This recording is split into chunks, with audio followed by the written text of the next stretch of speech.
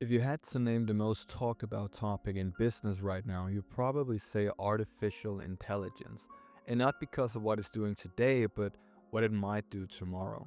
We're talking about the automated future, the one we've seen in movies and imagined for decades, finally here and just around the corner. Sure, AI is still clumsy in a lot of ways. It makes mistakes, it needs human supervision, and sometimes the results it creates are laughably bad. But even so, there's something magical about typing a prompt and seeing text, images, or even code appear out of thin air. That's why people call it the next industrial revolution. If the technology continues to grow, it could reshape entire industries over the next couple of years. And whenever there's promise, investors swarm. Entrepreneurs start pitching ideas, venture capitalists open their wallets, and suddenly you've got a gold rush. The only problem is that with gold rushes, they don't just attract visionaries, they attract opportunists too. Some people generally want to build a future while others are more than happy just to sell a dream, even if it isn't real. And that's exactly what happened in today's story. This is the rise and spectacular fall of Builder.ai, a company that promised to make app building as easy as ordering a pizza, convinced investors like Microsoft and SoftBank to pour in hundreds of millions of dollars, and then collapsed under the weight of its own lies.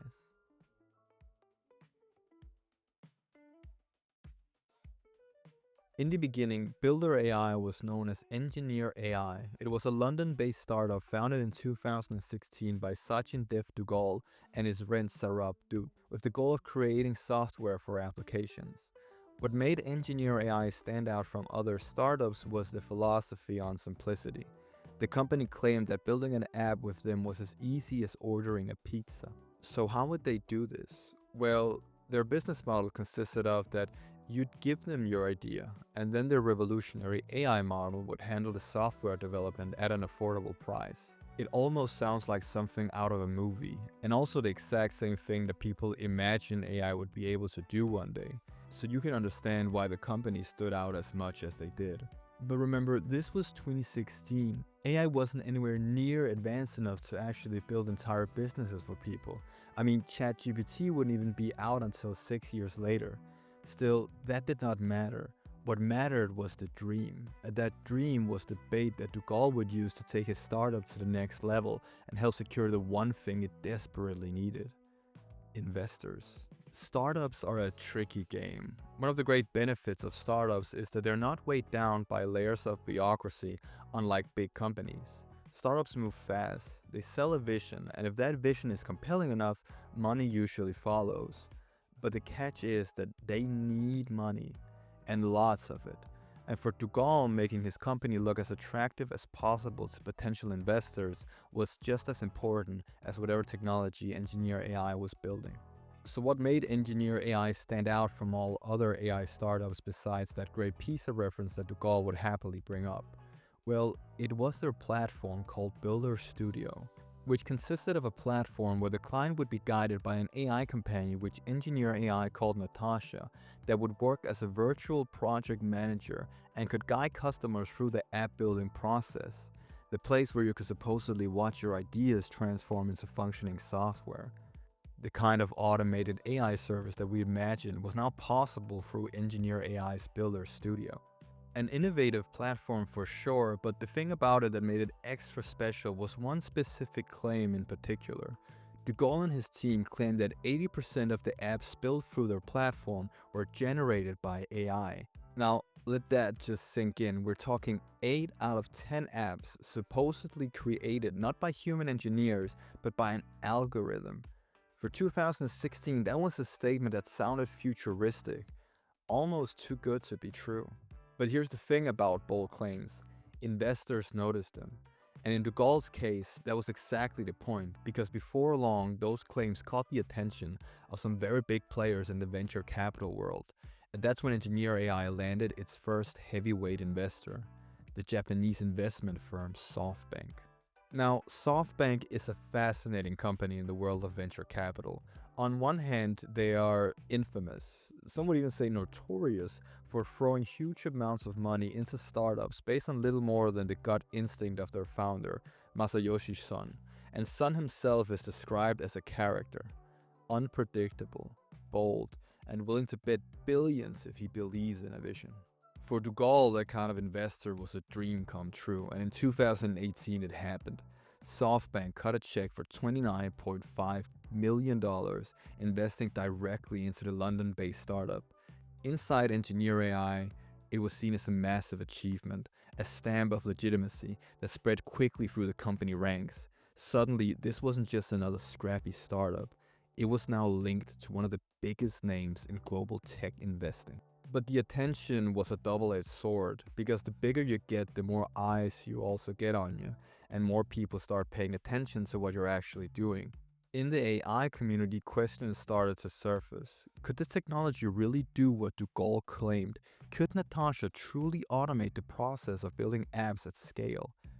Skeptics began poking holes in the story, and before long, Engineer AI faced its first wave of controversies.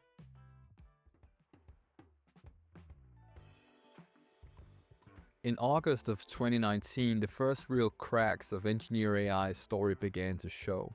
The Wall Street Journal published an investigative piece that raised questions about the company's so-called quote-unquote AI-powered software factory. The report cited multiple current and former employees who all said the same thing. The company's AI model wasn't doing nearly as much as Duggal claimed. Instead, most of the work was being done by human developers, often outsourced to lower-cost labor markets like India.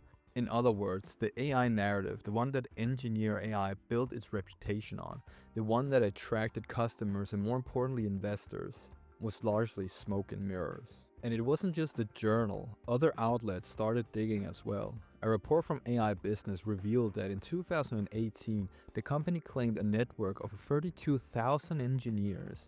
That's already a massive workforce for a business supposedly running on automation.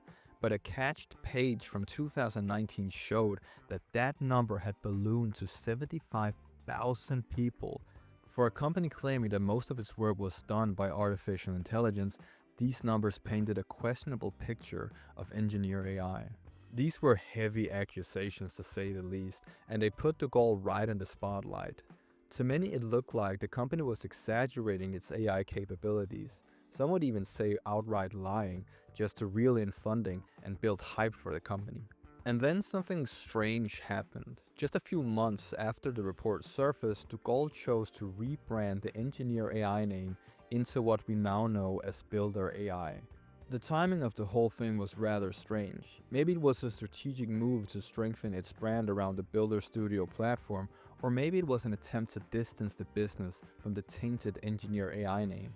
Whatever the reason may be, not much really changed under the hood. The company kept making the same bold claim, selling itself as the easiest way to get an app built through automation. And for a while, things seemed calm again. By 2023, Builder AI was on top of the world. The company had raised money for some of the biggest names in tech and finance. We're talking Microsoft, the Qatar Investment Authority, and as mentioned before, SoftBank, with a valuation hitting $1.5 billion. Builder AI had now officially become a tech startup unicorn.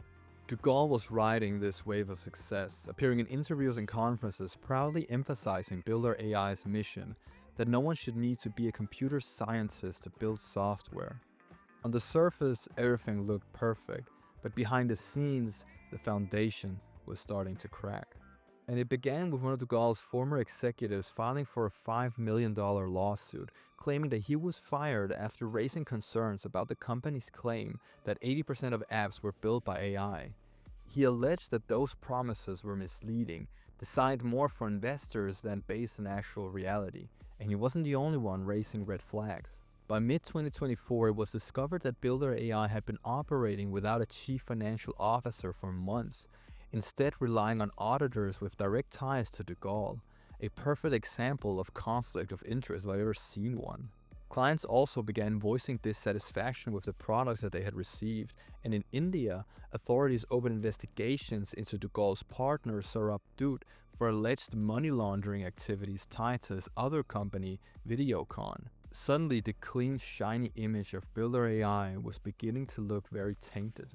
But then the biggest blow came. Bloomberg reported that Builder.ai had initially inflated its revenue numbers by a staggering 300% before attracting investors such as SoftBank and Microsoft. Creditors began pulling out, and soon Duggal was forced to step down as CEO and was replaced by Manpreet Ratia, a man brought in to steady the sinking ship of Builder.ai. One of Ratia's first moves was to launch an internal investigation into Builder.ai's finances to determine the actual state of the company, and what he found was shocking. The books didn't just show exaggeration, they revealed an ocean of questionable practices. The company had publicly boasted about $220 million in revenue for 2024, but the real number was closer to $50 million. Investors had been misled, and the company's steady and growing revenue was nothing more than a mirage. With confidence gone, creditors seized millions of dollars in cash, almost 1,000 employees were laid off, and projects were cancelled left and right, leaving clients stranded. And then the final nail in the coffin. The truth about Natasha, Builder.ai's so-called revolutionary AI model created to make the process of building apps easier.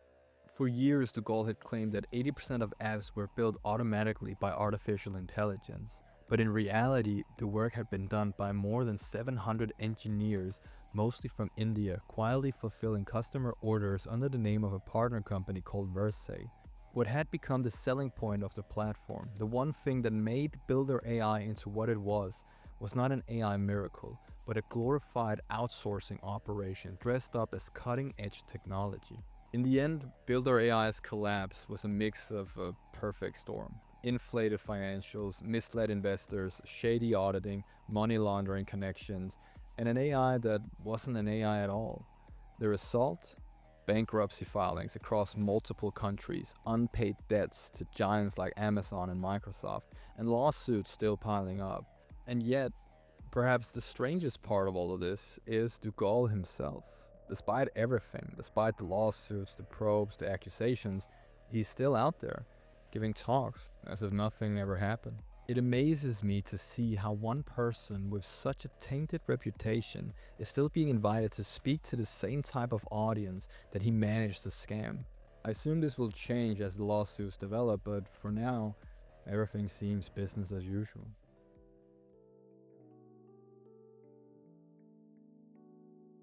AI is here to stay, and it's only going to become more prominent in our lives.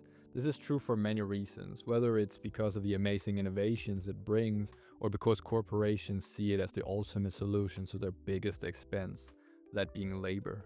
Nevertheless, it's important to be skeptical when a company comes along claiming to be able to solve all the world's problems with an easy solution. This discipline of remaining skeptical and patient is what could have saved the numerous venture capital firms that invested in Builder.ai from losing their money. But I don't think many people are losing their sleep over a couple of millionaires who betted on a wrong horse.